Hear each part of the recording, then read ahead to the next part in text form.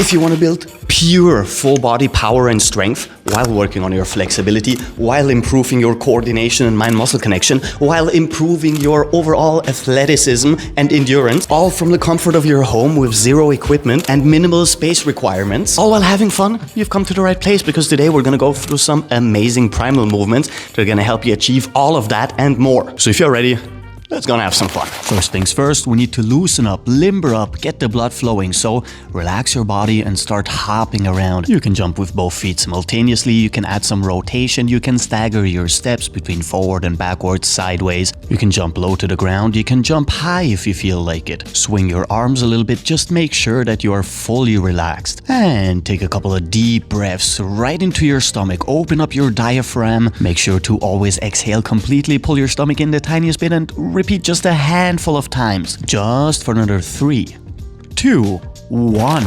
Now, mobilizing our lower body joints and our back, we're gonna switch between deep squats, breathing in and then breathing out, opening up our chest and shoulders before we repeat again. Now, try getting as low as you can, as to grass, if you will, as long as your feet stay flat on the ground. That would be absolutely perfect.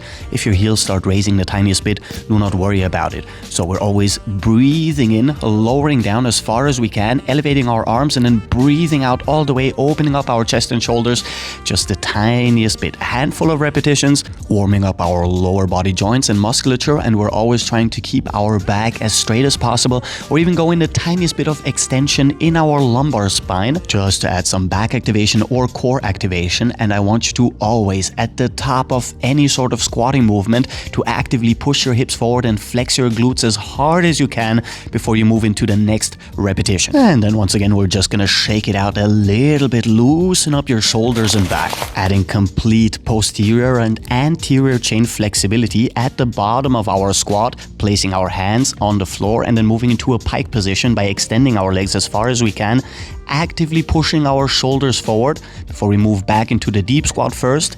Elevate all the way, and then we open up our chest and shoulders even more, move into complete spinal extension before we move into the next repetition. Now, if you can, extend your legs all the way and push forward. Hold for just a second, putting a lot of strength requirements on your shoulders and arms. And at the very top, lean back, flex your entire posterior chain, your glutes and your spinal erectors to stretch out your stomach, your shoulders, and your chest as well by pulling your arms backwards. This way, we have pretty much a complete posterior chain stretch, starting around our ankles, moving all the way up towards our neck and shoulders. And at the top, we have an anterior chain stretch starting at our quads and hip flexors, if those are really tight, and moving up throughout our entire abdominal musculature towards our pectorals and our deltoids. Now, basically a full body mobilization exercise with a little bit of strength requirements for our lower body and our shoulders. And just as before, we want to synchronize our breathing in deeply when we lower down, breathing out when we extend our legs, holding the stretch for a second, breathing in, reversing into a deep squat, and then breathing out once more, opening up our chest and shoulders and trying to lean back further and further with every single repetition. And if you do this regularly, you will notice that you are increasing your flexibility within the same set. From the first repetition to the last repetition, you're going to notice a little bit of increased range of motion if you're doing everything correctly. With our next exercise, starting in a deep squat as our beginner position, we will bring our upper body forward, place our hands on the floor, and then move our shoulders above our fingertips before we push back into a deep squat, both feet flat, before we add some rotation once into one direction, always pulling our shoulders forward as much as we can, sitting back all the way, and only then moving into the other direction. So we have 3 directions now. The frontal one to the middle, one time to the right, one time to the left, always adding as much rotation as we can and pushing our shoulders forward to add as much strength requirements for our shoulders and our arms, just so we can strengthen our wrists as an addition. And with the twist in our hips, we're adding a little bit of hip, knee, and ankle mobility while we are strengthening our core. Now also activating our obliques and our transverse abdominis a little bit more than we did before. And as with all the other exercises, synchronizing our breathing. So starting at the deep squat, breathing in when moving forward, lengthen your shoulders, push them above your fingertips, and breathing out back into our deep squat, flattening our feet, and then repeating in the other direction. Breathing in, moving forward, adding the twist, reversing, breathing out, and breathing in, moving forward, adding the twist into the other direction. Elevate your knees, extend your ankles a tiny bit before you move back into our starting position. And now we have our very first crawling pattern, a quadruped unilateral or asymmetrical movement pattern. Means we're always moving right hand with left foot, left hand with right foot, and we're only doing a handful of steps, 4 to 5, before we switch directions. So add a little bit more coordination and a little bit more core engagement by switching directions. And here we want to make sure that we keep our knees always above the ground, and we want to fix our hips at shoulder height or just the tiniest bit below, if you can do that without touching your knees to the floor, because we want to add as much hip flexor, quad and core engagement as possible. But we also want to stay as relaxed as possible, especially in our shoulders. So instead of moving into scapular adduction, pulling our shoulder blades together, or elevation, we're going to keep them as relaxed as possible. And always stepping slowly, carefully, with intention, using a minimum amount of momentum, actively using as much strength and control as we can muster.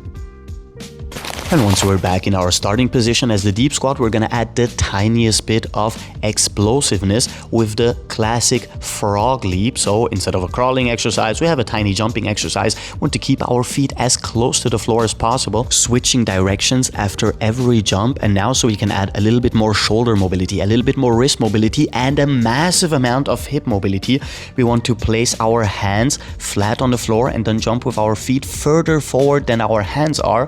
And when reversing, the same thing, we're placing our hands behind our feet before we make our jump. Now you can start with tiny jumps, or you can lengthen them and increase your jumping distance the further you get, as long as you can bring your feet before your hands and bring your hands behind your feet. This will automatically force us to engage our core and our hip flexors a lot more, and will also help us move a bit more into spinal flexion, rounding our spine instead of all the extensions we did with the last couple of exercises, just to balance it out. And then of course moving back into our starting position as a deep squat. So we can go into our first ape-like movement pattern, and now we want to elevate our hips above our shoulders, keeping our arms extended.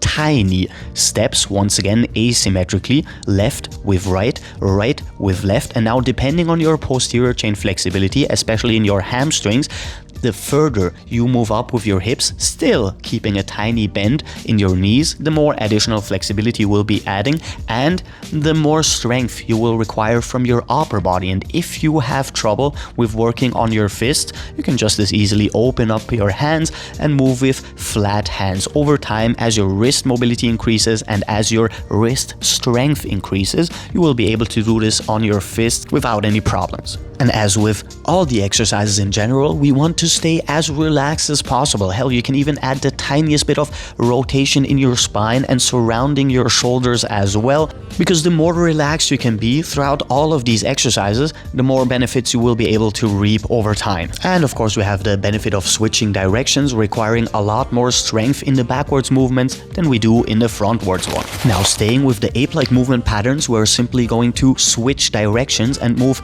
laterally, now placing both fists on the floor, and then once again tiny jumps, staying with our feet as close to the floor as possible, and very importantly, keeping our hips as low as we can. This way we have a massive amount of hip, knee mobility, as well as the tiniest bit of lumbar mobility, opening up our spinal erectors the tiniest bit. Especially if you're really tight there, you might feel a little bit of a stretch.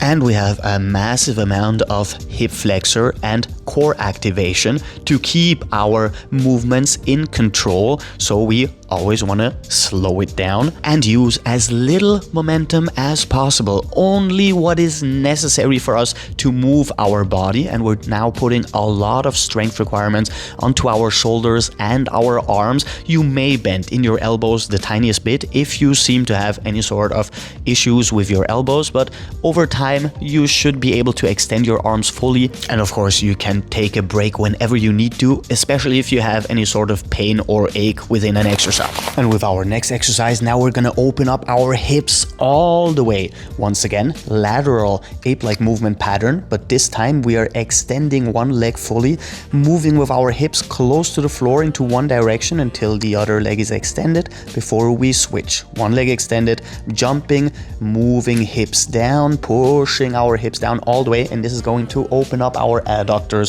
all the way. It's gonna add a lot of hamstring flexibility, and you can switch between keeping both feet flat when extending your legs, or you can even open up by turning your foot in your extended leg upwards, which is going to add a little bit of external hip rotation as well, depending on how you feel, and you can play around with those so you can switch your focus when it comes to the flexibility from adductor stretch with both feet flat to hamstring stretch with one foot pointed upwards. This is an amazing exercise when it comes to hip joint, knee joint, and ankle mobility, while requiring a lot of upper body strength for our jumping, especially the more in control we are, and the less momentum we use throughout our entire movement pattern. And once again, switching after every single jump, also so we do not need more space, and we can do this in our living room or in our bedroom, wherever we are. And now, lengthening our body, moving into a quadruped position with our hips below our shoulders.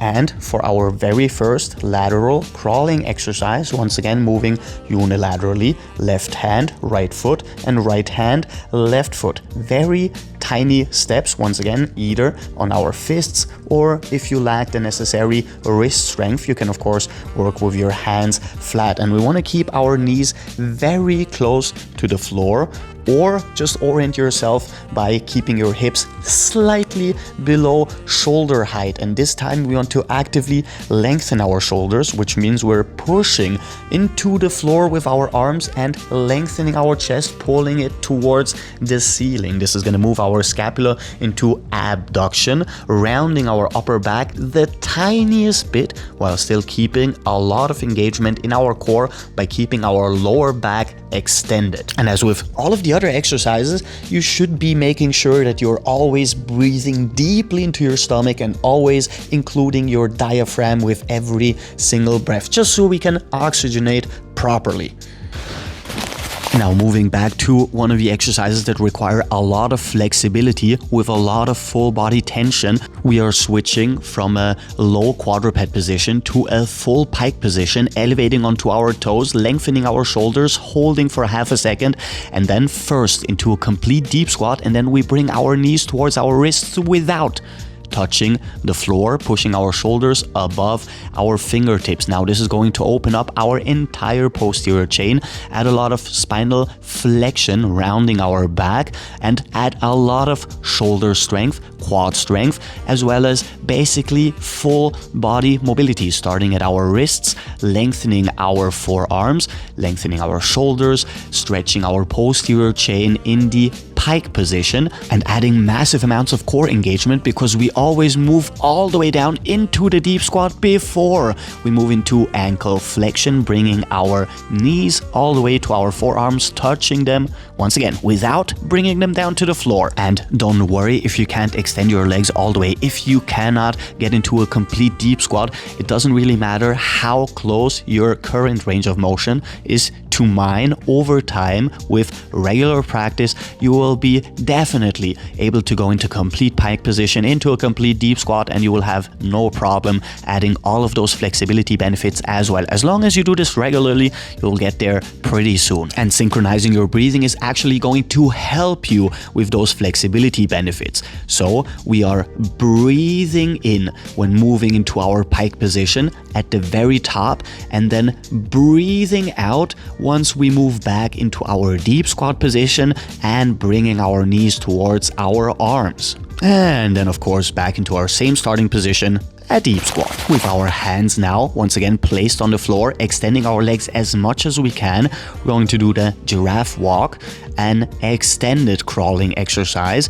If you can, extend your knees all the way and actively flex your quads, once again moving forward and backwards, and once again unilateral. The right foot moves with the left hand. We're bringing our toes all the way towards our wrists for maximum core as well as hip flexor engagement. This is going to require a lot of compression strength to bring your toes all the way to your hands, and vice versa, bring your hands towards your toes in the backwards movement. But once again, this exercise feels absolutely amazing at opening up basically our entire posterior chain, and it has a lot of strength benefits for our upper body and lower body, of course. But what I enjoy the most about this is the lumbar spinal stretch, basically lengthening our entire spinal erectors, which feels pretty amazing if you have any sort of tightness or stiffness there, which most people have if they spend multiple hours a day in a seated position. Not to mention all the coordination benefits we get from those unilateral movement patterns, especially because this is a little bit harder with extended arms and legs. Which brings us to one of my favorite core and hip flexor strengthening exercises, the step through or kick through, whatever you want to call it.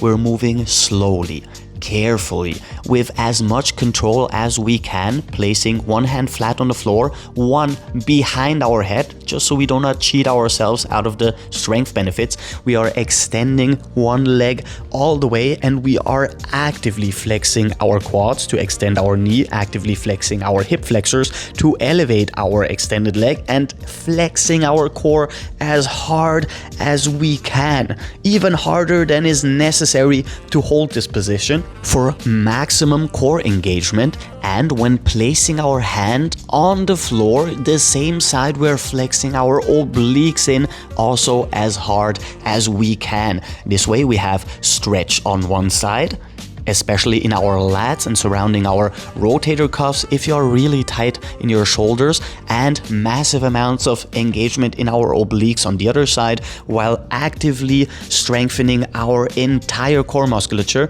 And keep in mind, core doesn't just mean six-pack. Your core also includes your spinal erectors or the backside around your stomach. And the slower you can move through this, the more strength benefits you can reap from it. So take a deep breath and slow down as much as you can. Moving us to our very first frontal ape-like movement pattern. This time we want to keep our hips as close to the floor as possible. Once again, moving unilaterally, and this time we're also adding a lot of hip rotation, and we are actively pulling our knees outwards. So we have a lot of external rotation in our hip joints, requiring more and more strength from our core, our quads, and our hip flexors, the deeper we can stay with our hips close to the floor. As well as, of course, we have a lot of shoulder engagement and extended arms engagement as well. One of my favorite hip mobility exercise, and I regularly use this one to warm up before a heavy leg day, for instance, because this basically activates every single muscle fiber in your lower body, even your hamstrings or your biceps femoris, even though they have a very short range of motion when it comes to movement in this exercise. And if you thought the kick through or the step through was an amazing exercise, the reverse kick or step through is even better, because now we're not just adding a massive amount of core engagement, but we're also adding more and more shoulder and chest strength requirements as well, because we're bringing our upper body as close to the floor. So we have a pseudo or semi push-up variation for our upper body. We still have the same amount of core engagement with a little bit more twist, so a lot more transfers as well as oblique engagement. We still have the same amount of hip flexor and quad engagement, because we're actively flexing our quads in the extended leg with the addition of more and more upper body strength requirements.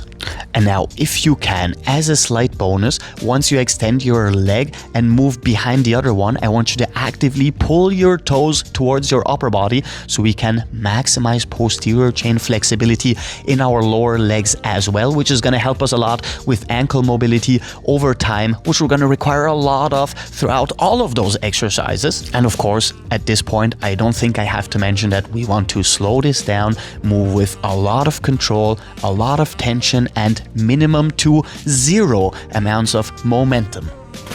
And for our final strengthening exercise, we have another push variation, a staggered one, means one hand to the front, one hand below your hips, moving your chest as close to the floor as possible, and always switching the directions in which we twist, which basically means that we're adding a lot more core engagement than we would usually get from a classic push-up variation, and we're always rocking back into a complete squatting motion, which means that we're also adding a lot more lower body engagement as well than we would usually get from an exercise like the classic push-up.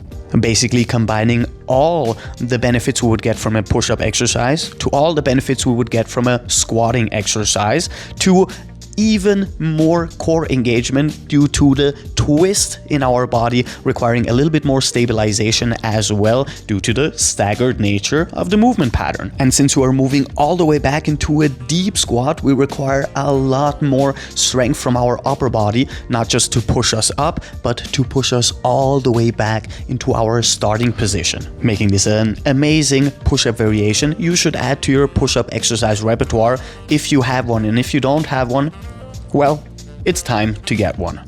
Pushing back into our starting position for a final time, and now we're going to stand up and we're going to end it just the same way we started it. Loosening up, limbering up, jumping around, adding some twists and turns, shaking it out and taking deep diaphragm breaths. And there you go. We've got strength, we've got endurance, we've got flexibility, we've got coordination. Heck, we've got fun. I had a lot of fun.